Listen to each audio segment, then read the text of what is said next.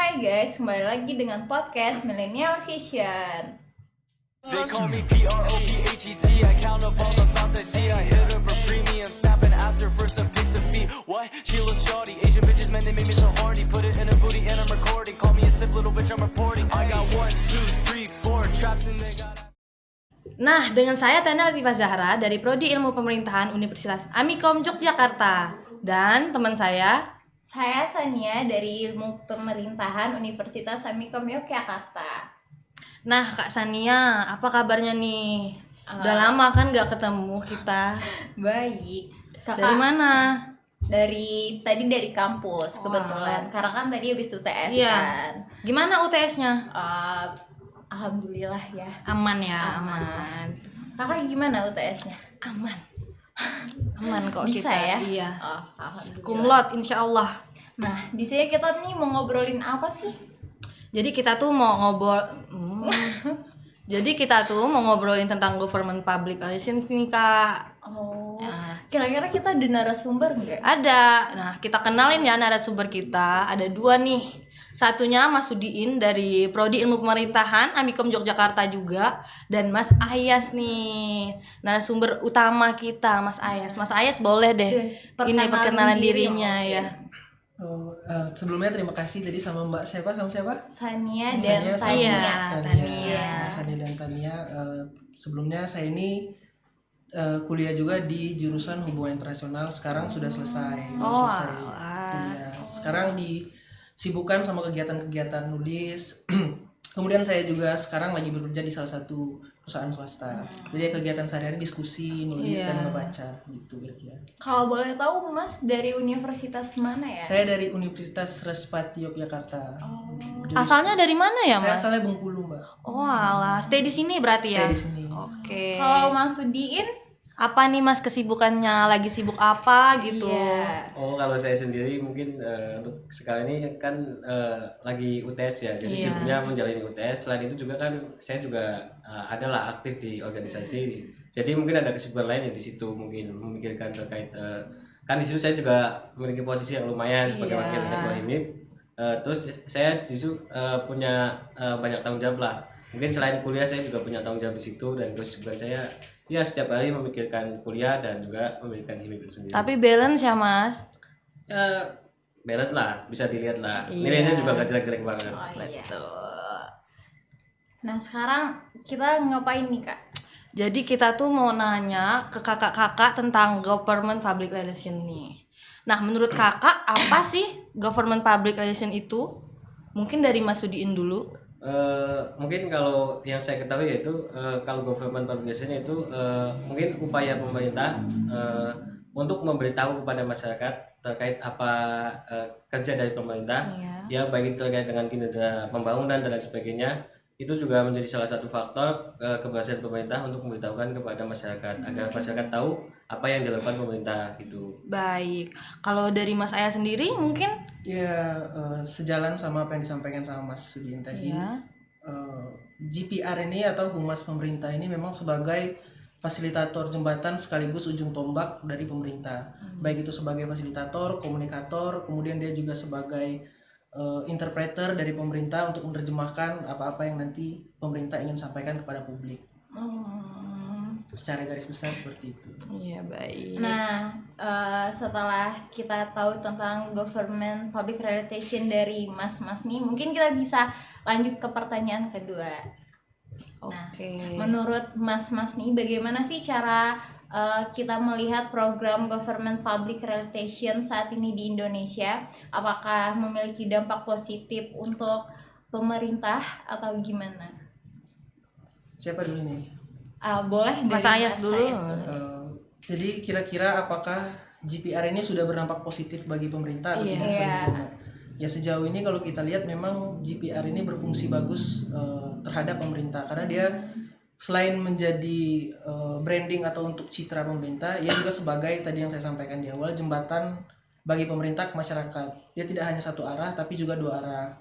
Kalau zaman dulu kan sebelumnya kita di Orde Baru itu komunikasi kemudian keterbukaan pemerintah itu sangat sedikit. Jadi semuanya ditutup kecuali yang dibuka. dan sekarang kita sudah diberi ruang sebebas-bebasnya keterbukaan informasi kecuali hal-hal yang memang sifatnya rahasia negara seperti itu. Oh, berarti ini bagusnya untuk pemerintah atau masyarakat ya, Mas? Sebenarnya sejauh ini dua-duanya memiliki keuntungan masing-masing. Pemerintah mendapatkan citra bagusnya dari masyarakat, masyarakat juga bisa mengetahui program-program apa yang disampaikan oleh pemerintah. Baik. Kalau dari Mas Sudiin sendiri, mungkin Mungkin kan secara garis besar sudah dijelaskan sama Mas Ayah sendiri. Mungkin dari saya kan kalau melihat dampak positifnya, saya melihat dari sisi pemerintahan, yaitu ketika GPR ini berfungsi dengan baik, maka citra pemerintah juga akan lebih baik. Jadi itu fungsinya mungkin salah satunya itu ketika mungkin fungsi yang paling utama ya ketika ada terkait isu-isu yang lain sebagainya itu bisa ditangani dengan baik karena pemerintah juga memiliki upaya untuk bisa mengondisikan masyarakatnya. Itu kan perlu ada GPR itu sendiri agar tidak terjadi gejolak dan lain sebagainya. Mungkin dari saya itu saja sih. nah, menurut kakak-kakak dengan jawaban yang tadi, pengamatan yang kakak-kakak lihat dari dampak positif apa sih yang terjadi untuk pemerintah itu? Dan mungkin dari masyarakatnya juga, iya. Mungkin kalau pemerintahan bisa ke Mas Ayas. Ya, kalau dari pemerintahan dengan adanya citra-citra positif tadi, yang jelas trust masyarakat kepada pemerintah akan lebih naik dan itu bisa meminimalisir kemarahan dari masyarakat. Kalau masyarakat sudah percaya terhadap pemerintah, pemerintah tidak perlu repot-repot mengeluarkan anggaran khusus misalnya untuk meredamkan emosi-emosi masyarakat yang tidak sepakat terhadap kebijakan-kebijakan yang dikeluarkan. Baik. Kalau dari Mas Sudiin sendiri, Mungkin kalau kan saya terkait dampak positif bagi masyarakat itu sendiri. Mungkin kalau dari saya kan ini sih mungkin masyarakat bisa melihat dan bisa ikut mengawasi lah jalannya terkait kebijakan yang dibuat oleh pemerintah dan lain sebagainya. Kan di era digital ini kan pemanfaatan media sosial kan itu menjadi sangat penting. Itu dimana setiap masyarakat lah itu bisa mengkritik dan bisa berargumen di situ untuk bisa melihat apakah pemerintah itu sudah sejalan dengan mandat rakyat atau tidak. Itu kan menjadi sebuah dampak positif dan itu merupakan sebuah kalau dimanfaatkan dengan baik itu menjadi sebuah kenaikan demokrasi itu sendirilah. baik. Nah, berarti Kakak Ayas percaya akan opini pemerintah untuk publik sudah baik gitu? Sejauh ini saya rasa cukup baik karena memang pemerintah selain memiliki kementerian khusus seperti Kemeninfo untuk melaksanakan kegiatan-kegiatannya, di lain sisi juga pasti misal pemerintah di bidang nasional atau di pusat, presiden juga punya juru bicara sendiri dan segala macam. Jadi counter narasi kepada masyarakat, isu-isu yang berkembang yang dinilai negatif dan bakal menimbulkan kericuhan, pasti pemerintah punya strategi-strategi khusus untuk melakukan perlawanan terhadap hal-hal tersebut. Baik. Kalau Mas Sudiin berarti sebenarnya pemerintah sudah improve ke pemerintahan atau belum? Mungkin kalau itu terkait apa dari pemerintahan ya? Iya, pemerintahan tadi. Mungkin kalau untuk dari pemerintah sendiri mungkin sudah cukup bagus sih. Soalnya kan melihat dari di sekarang ini kan terkadang banyak seperti kayak isu-isu terkait kenaikan BBM dan lain sebagainya yang itu merupakan kebijakan yang bagus. Namun ada beberapa masyarakat yang merasa dirugikan. Namun ketika isu itu udah tenggelam, itu juga udah menjadi sebuah rahasia publik, itu tidak akan dibahas lagi. Dan itu merupakan sebuah keberhasilan pemerintah untuk bisa menekan isu-isu yang hangat pada waktu itu. Itu dengan menaikkan isu-isu lain lagi. Mungkin itu salah satu faktor. Mungkin sebenarnya itu faktor negatif sih, tapi itu cukup berhasil lah buat pemerintahan kita saat ini. Nah, karena Mas Sudiin kan tadi membahas tentang negatif nih. Dampak negatif dari hal-hal ini tuh apa sih?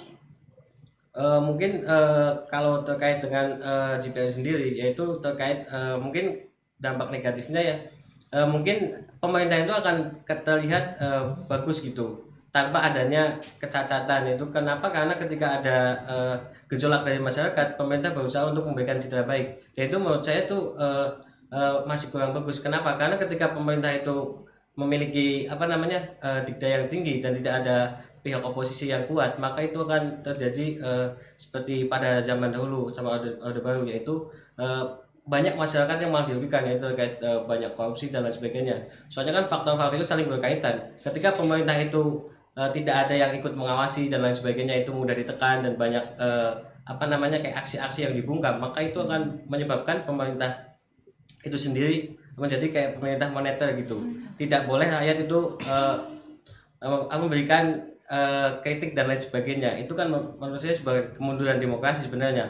Padahal kan secara tidak langsung kan media sosial itu bisa menjadi sebuah ajang untuk bisa menaikkan eksistensi demokrasi. Yaitu kita bisa melihat apakah benar-benar pemerintah itu menjalankan kebijakan dengan baik atau hanya kepentingan beberapa orang saja gitu. Itu kan bisa melihat dari situ.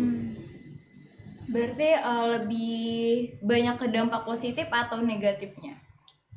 Kalau masalah dampak positif dan dampak negatif itu relatif sih. Mungkin kalau dilihat dari tingkat keamanan mungkin itu masuknya ke dampak positif.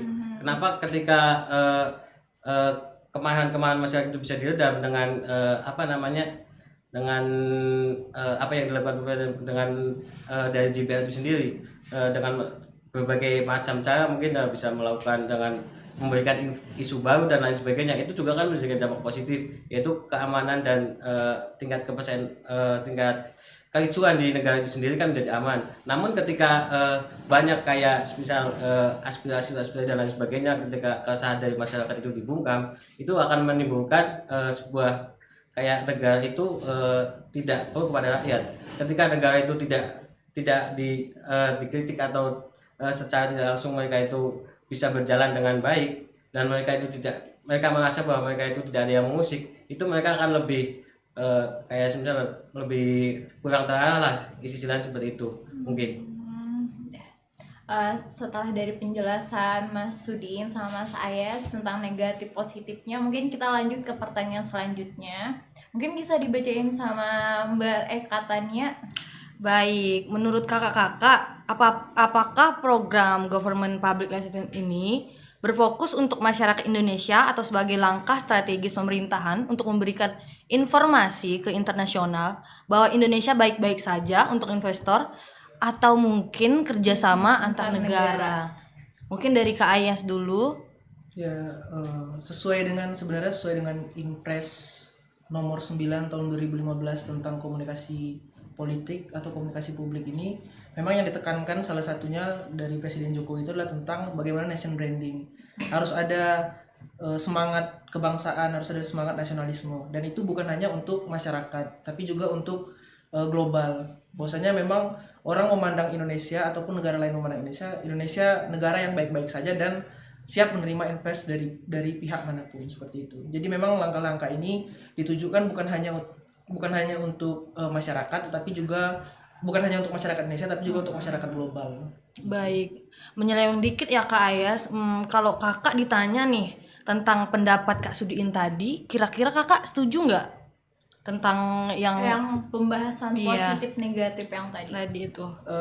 Saya sepakat, karena memang kalaupun memang pemerintah dirasa citranya terlalu baik atau terlalu di framing sebuah kekuasaan itu tidak ada cacatnya, maka dia ada pepatah saya lupa, jadi power itu berpotensi untuk korup, apalagi power yang absolut. Jadi power itu selalu harus dicurigai. Jadi kekuasaan harus dicurigai. Kemudian juga, nah makanya pemerintah karena mereka merasa dicurigai, mereka hadirkan juru bicara Humas untuk mengklarifikasi dan menyelesaikan isu-isu yang dianggap tidak benar. Maka dari itu ya memang seharusnya sebagai masyarakat kita harus tetap curiga terhadap apa yang dilakukan oleh pemerintah. Nah, pemerintah membantah kecurigaan itu dengan menghadirkan Humas tadi atau GPR ini tadi, begitu. Nah, balik lagi ke Mas Sudin. Kita kembali lagi ke pertanyaan yang tadi, yang tentang Mas Ayas jawab. Udah, apa perlu kita ulang pertanyaannya? Mungkin bisa diulang lagi. Nah, Baik, Kak Sania tolong ulang. apakah program Government Public Relations itu berfungsi untuk masyarakat Indonesia atau sebagai langkah strategis pemerintah untuk memberikan informasi ke internasional bahwa Indonesia baik-baik saja untuk investor atau mungkin kerjasama antar negara? Mungkin kalau dari saya sendiri, kalau melihat terkait dengan GPR sendiri, mungkin kalau dari untuk ke masyarakat Indonesia, mungkin dengan adanya GPR ini mungkin masyarakat kan melihat bahwa pemerintah itu baik-baik saja. Namun sebenarnya di dalam itu banyak problematika yang disembunyikan, dan itu menjadi sebuah faktor buruk bagi pemerintah itu sendiri. Dan ketika banyak problematika yang disembunyikan atau dibungkam, maka untuk keberlangsungan negara itu sendiri pasti akan terjadi kekeosan. Nah, misal kayak banyaknya politik, banyaknya korupsi, terus banyaknya terjadi penyelewengan dan lain sebagainya. Dan itu menjadi sebuah faktor buruk. Tapi untuk membuat citra Indonesia di mata kancah internasional itu menurutku sebuah hal yang bagus, yaitu ketika negara-negara lain itu menganggap Indonesia baik-baik saja, maka investor asing itu akan lebih gampang lah untuk menanamkan modal di Indonesia. Namun itu juga ada dampak buruknya bagi Indonesia ketika investor asing itu masuk dengan mudahnya, maka kesiapan negara Indonesia untuk menerima investor dana dari para investor asing itu sendiri itu mungkin akan menjadi sebuah problematika di Indonesia, yaitu ketika para investor itu melihat secara langsung kondisi Indonesia yang seperti apa dan lain sebagainya, itu malah akan menimbulkan sebuah tanda tanya. Dilihat dari sisi covernya Indonesia seperti ini, namun setelah mereka masuk menyumbang dana, ternyata keadaannya seperti ini, keadaan masyarakatnya seperti ini, susah untuk diatur dan birokrasi dan sebagainya. Itu kan menjadi sebuah kekurangan bagi pemerintah itu sendiri. Mungkin itu bisa diantisipasi lah untuk menangani terkait permasalahan tersebut. Mungkin dari saya itu saja. Baik, mungkin kita bisa lanjut ke pertanyaan selanjutnya. Tolong Kak Sania bacain pertanyaan selanjutnya. Nah, dalam lingkup program GPR ini tuh itu kan ada agenda setting untuk isu-isu di publik ya. Sudah mewujudkan demokrasi dalam sebuah negara tidak dengan adanya agenda setting ini tuh gimana? Mungkin dari Mas Ayas. Ya, agenda setting itu memang jadi program dari pemerintah ya, sesuai dengan Inpres itu termasuk ada agenda setting. Jadi agenda setting ini kan kita sengaja disuplai isu untuk agar masyarakat memang mengarah dan memiliki fokus terhadap satu isu besar yang pemerintah cita-citakan. Artinya sebenarnya itu tidak menciderai demokrasi kalau memang kita sebagai masyarakat aware terhadap apakah isu ini wajib kita tanggapi atau tidak. Karena memang sewajarnya sebagai pemerintah dia pasti menginginkan sebuah tatanan yang adem ayem, yang damai. Maka dari itu mereka bakal ciptakan sebuah kondisi ataupun isu yang kira-kira nanti pemerintah sendiri bisa untuk menanggulanginya kayak gitu. Jadi kalau dalam konsep berdemokrasi seharusnya sah-sah saja, karena ya kita seharusnya sebagai masyarakat diajarkan untuk memilah dan memilih kira-kira apakah isu ini isu giringan atau memang isu yang seharusnya diperbincangkan dalam ranah publik seperti itu. Baik, dari Mas Sudiin sendiri mungkin Mungkin kalau dari saya, kalau melihat dari apa tadi pertanyaannya lupa tadi. Dalam lingkup program GPR ini tuh kan ada agenda setting untuk isu-isu. Oh iya. Iya. Oh iya, masuk. Mungkin kalau terkait dengan agenda setting itu sangat bagus sih buat keberlangsungan negara. Kenapa? Ketika pemerintah bisa mengendalikan kayak isu-isu dan lain sebagainya, untuk masyarakat itu sendiri akan merasa puas dan melihat bahwa pemerintah ini ternyata seperti ini. Namun di satu sisi masyarakat juga perlu tahu secara langsung apakah yang disampaikan dari humas dari pemerintah itu sendiri itu benar atau tidak. Itu kan perlu ada kejelian dari masyarakat. Namun kalau melihat situasi dan kondisi dari negara kita sendiri, ada penelitian mengatakan gini, negara Indonesia itu tingkat literasinya paling rendah. Namun mereka itu ketika berkomentar di media sosial itu mereka menjadi paling ramai di dunia, maksudnya tingkat komentar mereka di media sosial itu paling tinggi. Dan apakah terus pertanyaan gini, yang mereka bicarakan di media sosial itu apa? Apakah mereka benar-benar paham terkait isu yang ada? Dan itu menjadi sebuah sebuah kekurangan lah bagi masyarakat Indonesia. Ketika masyarakat itu sibuk untuk ikut mengkomentari terkait isu-isu, namun itu juga bisa menjadi keuntungan bagi pemerintah, yaitu pemerintah bisa memudahkan untuk melakukan pengalihan isu. Kenapa? Karena ketika ada sebuah pengalihan isu, maka masyarakat itu akan cenderung melupakan isu-isu yang sebelumnya, dan itu menjadi faktor buruk dari kebiasaan masyarakat Indonesia itu sendiri. Mungkin itu saja sih. baik, kita bahas tentang berita hoax nih, Mas. apakah termasuk agenda settingan? Menurut Mas Ayas mungkin Ya, dulu kan banyak tuh kan berita Iya. hoax yang beredar tentang GPR atau tentang Iya, pemerintahan betul. masyarakat tuh kan banyak banget kan. Sebenarnya tantangan paling utama dalam persoalan komunikasi ya khususnya kita Iya. sudah di media morfosa, jadi memang ada perubahan dari komunikasi yang sebelumnya satu arah kemudian sekarang menjadi dua arah. Terus kita juga sekarang berada di dalam era yang namanya era post truth, pasca kejujuran. Jadi semua berita itu masuk tanpa bisa kita filter. Nah, hal-hal tersebut yang kadang-kadang tadi yang disampaikan oleh Mas di samping saya, memang kita literasi kita rendah, maka dari itu kita yang mungkin mendapatkan kesempatan berpendidikan lebih tinggi, bantu untuk memfilterisasi kira-kira berita-berita mana yang harusnya bisa ditangkal ataupun tidak bisa ditangkal. Nah, itu juga peran dari GPR ataupun Government Public Relation tadi untuk menangkis isu-isu yang tidak benar, khususnya dari dalam pemerintahan. Jadi menyampaikan kepada masyarakat bahwa ya kita ini tidak seperti itu. Isu yang sedang berkembang adalah hoax dan segala macam. Karena memang kita dari pagi sampai malam kita bakal dihadapkan oleh berita-berita. Semua informasi bisa kita dapatkan dan kita nggak tahu validasinya, kira-kira berita ini benar atau enggak, berita ini salah atau tidak. Nah, makanya memang era seperti ini sangat sulit untuk kita bendung berita-berita hoax seperti itu. Nah, dari Mas Sudiin mungkin tentang berita hoax tuh gimana sih? Mungkin kalau terkait berita hoax itu kembali lagi ke pola masyarakat itu sendiri. Indonesia itu cenderung mereka itu langsung merepost apa yang mereka lihat tanpa membaca terlebih dahulu. Kadang mereka hanya melihat judul, padahal itu judul. Kadang berita-berita itu judulnya itu tidak sesuai dengan isinya. Dan itu menjadi sebuah faktor utama kenapa banyak berita hoax yang malah merajalela di Indonesia.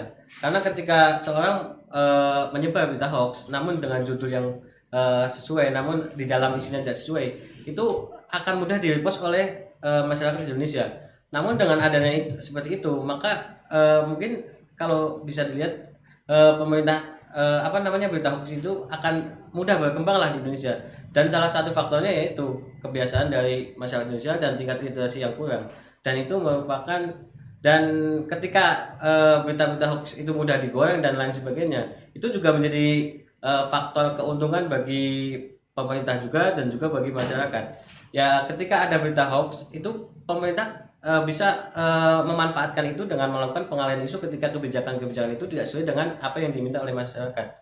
Mereka bisa mengalihkan isu itu terhadap berita hoax itu sendiri. Namun pemerintah juga akan mengalami kerugian ketika dari pihak oposisi atau yang tidak sependapat dengan pemerintah itu juga akan memanfaatkan berita hoax itu untuk menyerang pemerintah, dan itu menjadi salah satu fungsi dari humas itu untuk meluruskan apa yang sebenarnya terjadi di pemerintah itu sendiri. Mungkin dari saya itu aja sih. Baik. Apakah ya menurut kakak-kakak media sekarang sudah bisa dikontrol oleh pemerintah atau pemerintah tuh masih kesulitan mengontrol Mengontrol media media? sekarang Iya. kan lebih pokoknya pemerintah ini kan nggak bisa kan mengontrol semua netizen Iya, yang apalagi sekarang barbar ya ibu-ibu Iya. sekarang tuh apalagi anak mudanya. Nah, menurut kakak tuh gimana, pemerintah udah bisa belum sih mengontrol media tuh?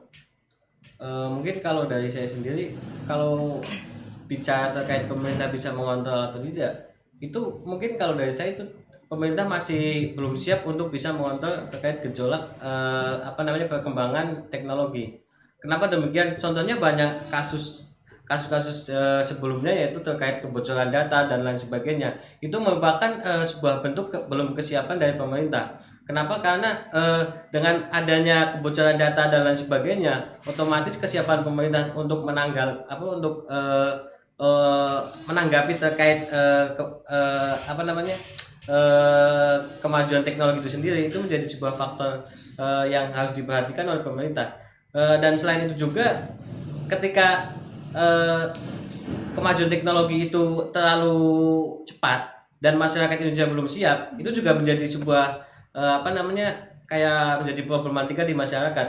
Karena di generasi sekarang itu masyarakat Indonesia masih didominasi dengan masih ada generasi tahun 90 dan 80-an, dan mereka itu belum siap dan mereka itu tidak sanggup untuk terkait dengan kemajuan teknologi. Sehingga dengan mereka yang belum siap menerima teknologi itu sendiri, mereka bisa menyalahgunakan teknologi itu sendiri, seperti banyak terjadi kayak pencurian data kayak cyber dan lain sebagainya. Dan mungkin dari masyarakat sendiri kalau melihat dari apa namanya apakah media sosial itu bisa ditekan oleh pemerintah, mungkin kalau sekarang ini belum bisa sih kalau dari saya. Nah kan kita nih kan lagi live Instagram juga kan ya di podcast ini. Nah mungkin boleh dong penonton-penonton di Instagram bertanya. Iya, buat teman-teman yang di Instagram kalau ada yang mau ditanyakan boleh banget langsung Nanti di komen bakal aja. Iya. Bakal dijawab sama Mas Ayas sama Mas Sudin. Iya, betul. Kak ya. Iya, bukan Kak Mas. deh ya. Mas ketuaan soalnya. Nah, kalau Kak Ayah sendiri mengenai yang tadi itu apa pendapat Kakak?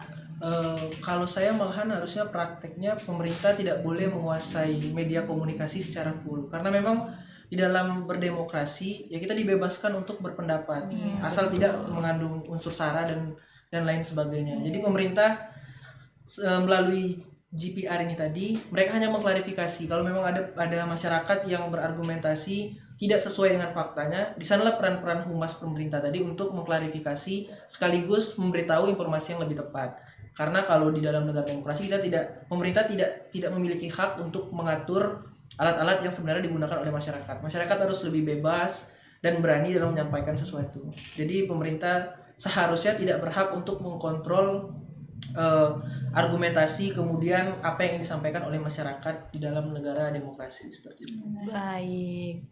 Sebenarnya yang kayak begini tuh ada nggak sih dampak positif sama negatifnya? Yang begini tuh maksudnya Tentang berita-berita yang Hoax itu tuh berpengaruh nggak sih iya. untuk pemerintahan? Apakah atau dari apa? berita yang hoax itu sebenarnya ada dampak positifnya? kalau berita hoax tahu saya ya pasti banyak dampak negatif Iya, ke betul. pemerintah. Kalaupun memang positif, mungkin positif bagi orang-orang yang tidak menyukai pemerintah. Kalau pemerintah pasti selalu kocar-kacir terhadap berita-berita hoax yang ada. benar Nah. banget. Setuju aku sama Kak Ayas ya. Nah kan sekarang nih pertanyaan kita nih udah habis nih. Mungkin mas-mas atau kakak-kakaknya ada yang mau disampaikan atau apa Dari Mas Hendi. Mungkin yang terkait GPR lah. mungkin yang disampaikan terkait GPR itu sendiri, mungkin jangan terlalu harum untuk memoles pemerintah lah, itu aja. Karena ketika pemerintah itu terlalu terlihat bagus, maka itu banyak problematika disembunyikan pasti itu. Itu aja sih. Kalau menurut Kak Ayas? Kalau menurut saya GPR malahan harus lebih dikuatkan karena pemerintah butuh itu. Jadi ketika ada masyarakat yang ingin menanyakan ataupun mengklarifikasi, pemerintah harusnya setiap hari, setiap detik dan setiap jam harus hadir di sana. Karena biar tidak berita-berita bohong, berita-berita buruk itu menyebar luas. Jadi memang harus ada, sebenarnya kita sudah ada Menkominfo untuk mengklarifikasi itu, tapi memang sejauh ini tidak cukup efektif. Jadi makanya banyak mungkin emak-emak yang mudah terserang informasi-informasi Karena negatif. udah banyak emak-emak yang masuk ke Benar. dalam media sosial kan. Harusnya ya peran-peran seperti itu pemerintah harus lebih cepat dan tanggap lah. Karena memang sesuai apa yang diinstruksikan oleh presiden itu harus cepat, tanggap dan tepat. Jadi sejauh ini saya lihat belum terlalu relevan terhadap apa yang terjadi di publik seperti itu. Berarti belum terrealisasi dengan baik. Benar, ya. sejauh ini belum terrealisasi dengan baik. Iya.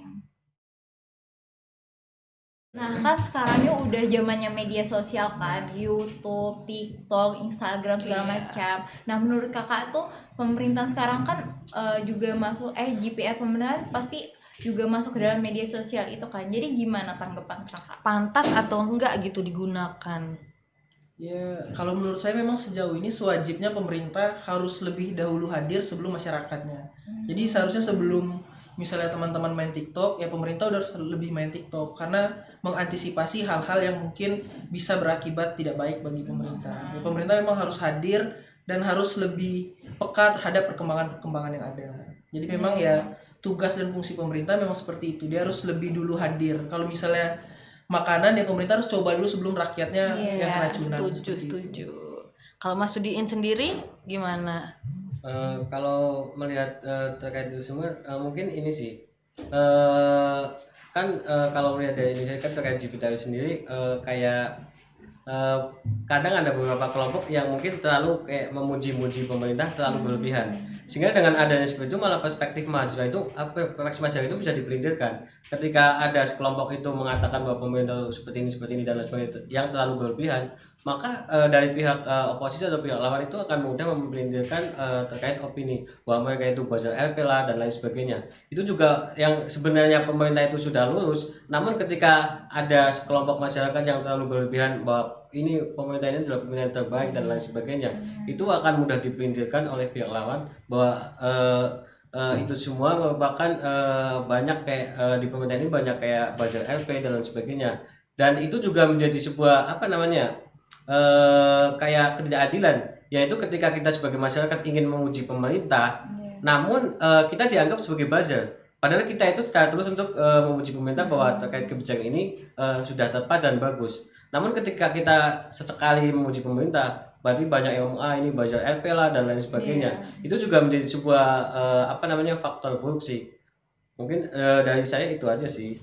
Berarti selalu serba salah ya, mau memuji kita di itu juga, nggak muji juga salah. Iya. Nah, menurut kakak-kakak nih, kan biasanya tuh ada Potongan klip iya gitu ya. yang terkesan tuh menjahatkan pemerintah. Nah, itu tuh bisa jadi masalah atau enggak, atau termasuk dalam apa ya, Kak? Kayak Masalahnya tuh berat nggak sih Iya. untuk pemerintah? atau boleh-boleh aja. Nah, menurut Kak Ayas gimana? Bermasalah nggak potongan-potongan itu? Sejauh ini saya rasa yang paling banyak menimbulkan kericuhan adalah potongan-potongan seperti itu. Apalagi khususnya kalau kita lihat di Twitter, apa-apa viral. Jadi potongan-potongan seperti itu yang sebenarnya sengaja dibuat oleh kelompok-kelompok, kalaupun videonya adalah video pemerintah, berarti kelompok yang tidak menyukai pemerintah. Dan itu bakal berdampak buruk karena polarisasi di masyarakat, nanti masyarakat di bawah yang paling kena imbas. Misalnya tiba-tiba masyarakat yang tidak pro terhadap pemerintah dan yang pro terhadap pemerintah nanti di bawah bakal lebih ribut dan bakal lebih kacau. Itu yang sangat berbahaya. Kalau untuk khususnya untuk pemerintah ya itu tidak terlalu signifikan, tapi yang ditakutkan adalah kekacauan yang terjadi di masyarakat. Jadi kekacauan vertikal itu yang lebih ditakutkan seperti itu. Baik, berarti nggak ada dampak positifnya, Mas ya? Kalau potongan video yang unsurnya memang untuk menjelek-jelekan sudah jelas tidak ada. Oke, kalau menurut Mas Sudi ini, Ya mungkin secara garis besar sudah disampaikan sama Mas Ayas sendiri. Mungkin kalau melihat terkait potongan-potongan yang viral, kebanyakan itu mungkin dampak negatif sih. Contoh saja ketika seseorang mengatakan apa gitu, namun ketika perkataan itu dipotong dan itu bisa menimbulkan permasalahan, padahal itu tidak sesuai dengan kondisi yang di situ. Sebenarnya kondisi yang seperti yang keadaan sesungguhnya seperti apa, namun ketika di video itu akan di framing bahwa itu akan mengejek kelompok inilah dan lain sebagainya.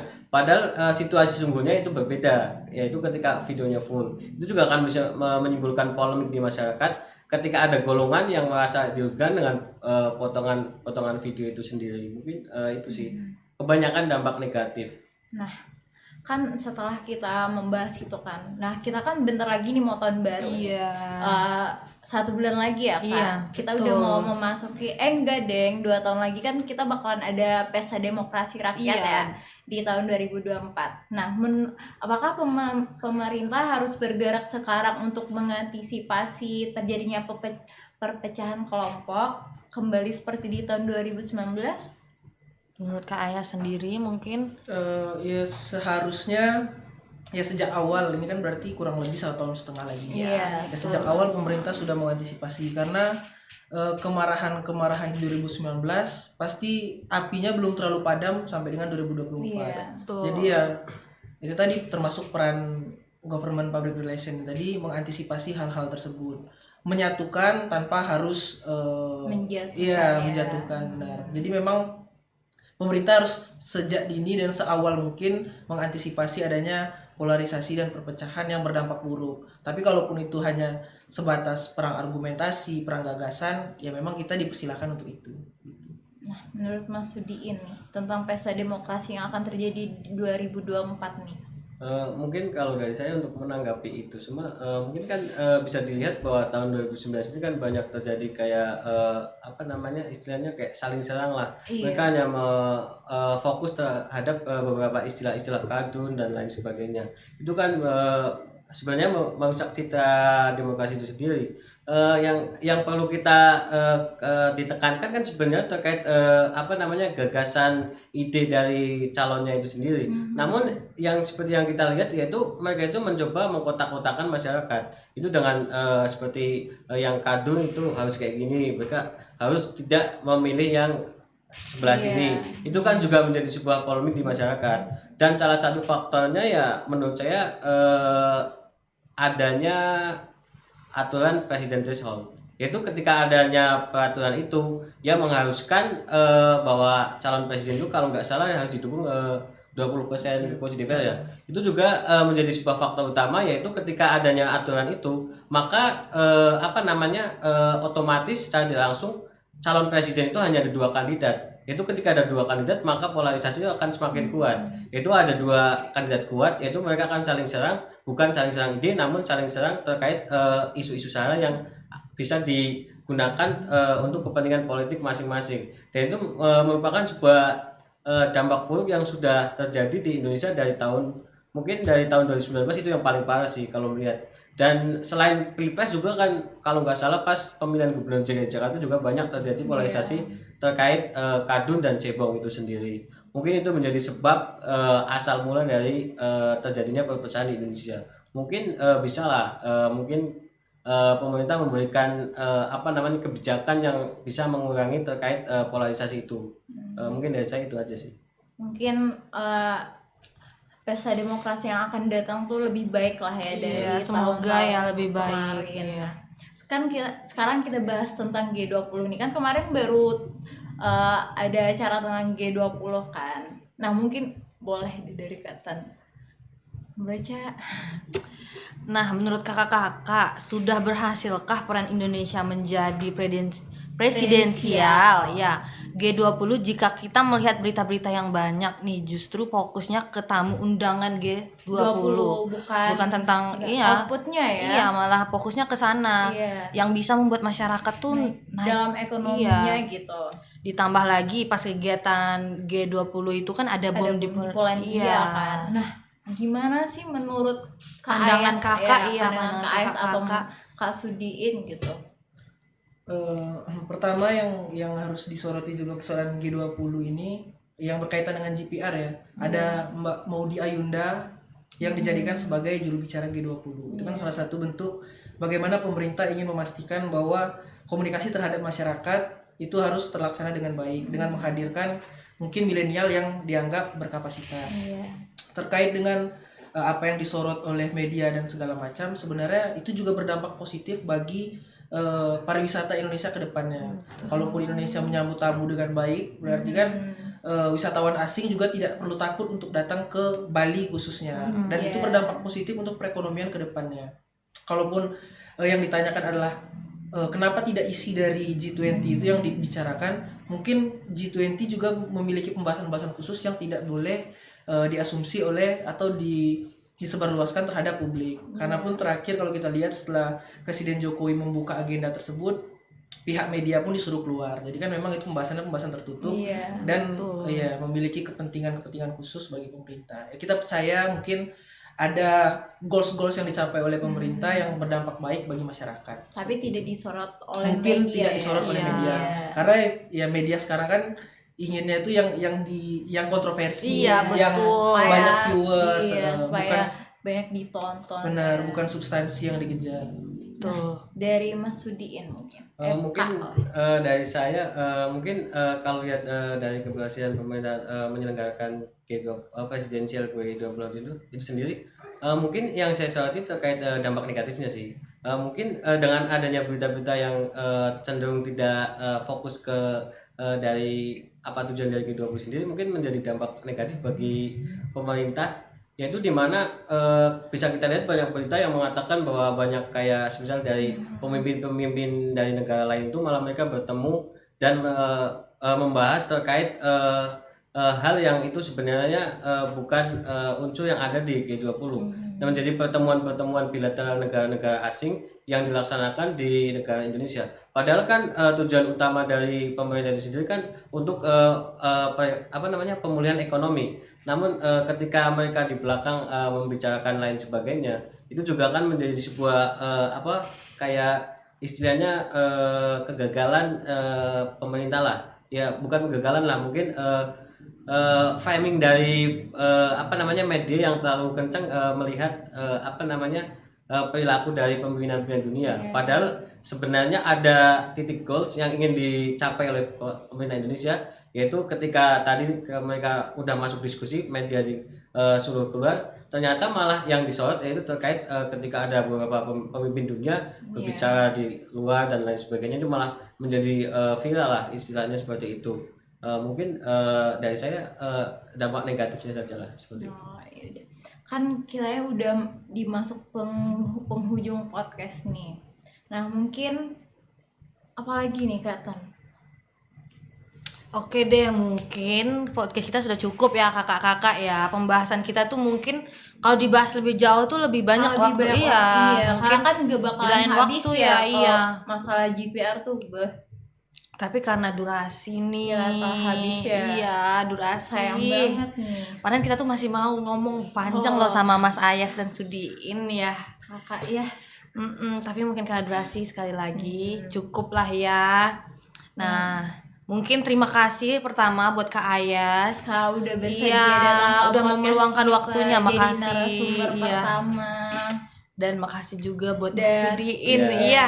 Makasih banget untuk ya. informasi-informasi yang telah diberbagi Iya. untuk teman-teman podcast kita. Sudah mau datang dan memberikan Iya. berbagi ilmu ya kita di Iya. sini. Iya, makasih. Nah mungkin kita bisa sama-sama sebutin apa sih, yel-yel nggak sih? Iya. Atau apa sih? Mungkin bisa kita sama-sama ya, Mas.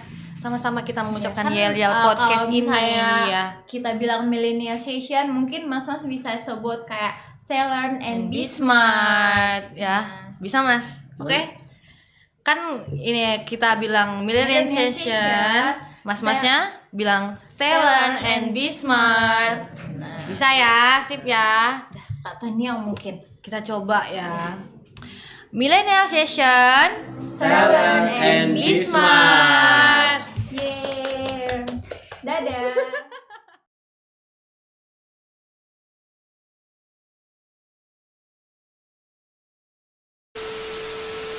Satu, dua, mulai. Hai guys, kembali lagi dengan Millennial Session. Millennial Session. Stay Learn and Be smart. Apa kok diam? Kataku Ayo. Satu, dua, tiga. Hai guys, kembali lagi dengan Millennial Session. Dengan saya Sania. kok gitu. Udah langsung ya, nanti baru Millennial Session. baru mereka. Baru bareng mereka. Nah, aku lah kalau gitu Nah, bukan nanti. Oke, satu, dua, tiga. Hai guys, kembali lagi dengan podcast Millennial Session. Nah, dengan saya Tana Latifah Zara dari Universitas Amikom Yogyakarta.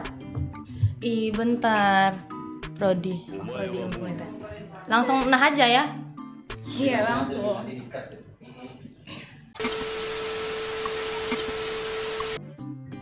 Oke. Hai guys, kembali lagi bersama Millennial Session. Millennial Session, Stay Learn and Be smart. Nah, dengan saya, ya aku nggak bisa baca, Cok.